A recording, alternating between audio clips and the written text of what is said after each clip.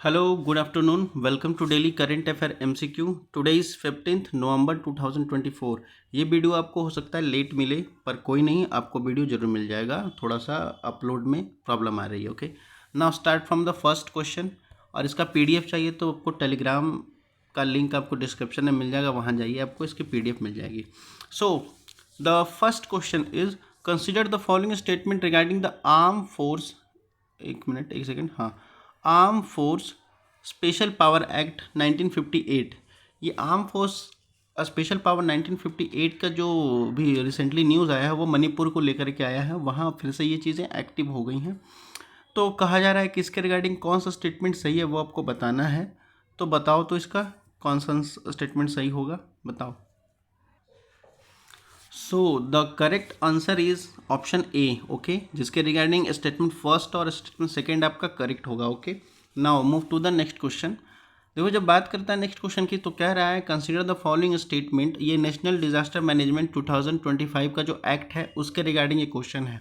तो देखो, कहता है फर्स्ट स्टेटमेंट कि national disaster management 2025 was executive or legal provision to declare a natural calamity as a national calamity. कहा जा रहा था कि हमारा जो 2005 में एक्ट बना था एनडीएम का, जो नेशनल डिजास्टर मैनेजमेंट एक्ट कहते हैं, उसमें ये कहा गया था कि जो भी नेचुरल क्लैमिटी होगा उसको नेशनल क्लैमिटी घोषित किया जाएगा. ये आपका स्टेटमेंट फर्स्ट कह रहा है. ठीक है, ये भी जो भी नेचुरल से हमारा जो नेचर से जैसे कुछ आप कह सकते हो कि बाढ़ आ गई कहीं पर, या ये देख लो आपकी कहीं पर तूफान आ गया, ये फ्लड आ गई, इसके रिगार्डिंग तो आपको नेशनल ज़्यादा क्षति हो गई तो उसको तूफान आ गया तो उसके रिगार्डिंग आपको कहा जा रहा है कि नेशनल क्लैमिटी माना जाएगा. ये एक्ट 2005 कहता है. Second statement, when a calamity is declared to be the rare severity to severe nature.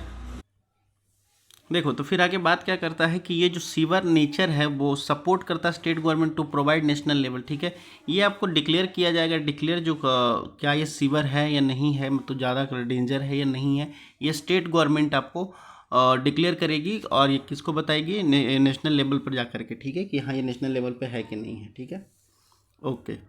तो which of the following statement is correct वो आपको बताना है, बताओ.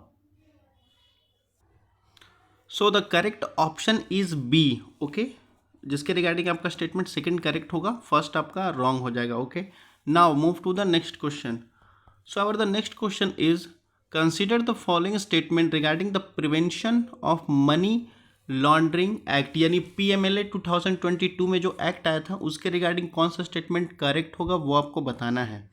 तो देखो, पहला तो कहता है statement it is an act to prevent money laundering and to provide for the confiscation of a property derived from involve in money laundering enforcement directorate ED. देखो, बात करता है कि ये मनी लॉन्ड्रिंग जो पहली जो एक्ट आई थी ये आपको क्या करता है, प्रिवेंट करता है मनी लॉन्ड्रिंग को, प्रोवाइड करता है आपको एक प्रॉपर्टी डेराइव जिसमें क्या होगा, इन्वॉल्व जो भी लोग रहेंगे उन पर कार्रवाई करने के लिए. ठीक है, सेकेंड स्टेटमेंट आपका कहता है कि ये जो ईडी है वो सेंट्रल नेशनल एजेंसी है, वो रिस्पॉन्सिबल होगी आपको मनी लॉन्ड्रिंग के केस में जांच करने के लिए. थर्ड स्टेटमेंट कहता है आपका कि कोई भी अगर ऑफेंसिव होता है जो पीएमएलए के अंडर आता है उसमें कहा जा रहा है रिगरस इम्प्रिजमेंट होता है, मिनिमम 3 ईयर्स, कम से कम 3 साल की सज़ा होती है, और वो सज़ा बढ़ करके आपको 7 साल भी हो सकती है. ओके, तो कौन सा स्टेटमेंट सही है आपको बताना है. So the correct option is A. Okay, जिसके रिगार्डिंग आपका statement first is correct, statement second and statement third is wrong. Okay, now move to the next question. So the next question is which of the following condition is typically required for the extradition under the international law.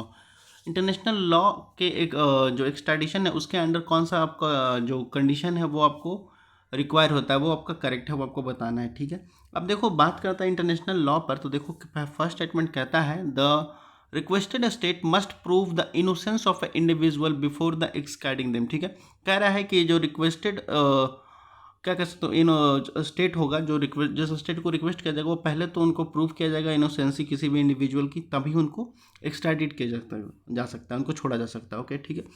B और statement, the offence must fall under the universal jurisdiction principle to qualify for the extension.